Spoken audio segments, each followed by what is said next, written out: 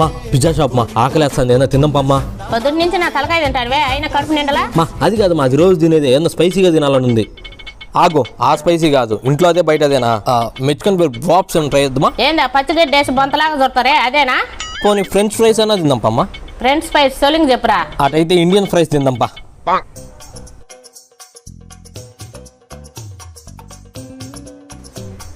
Order sir. Thank you.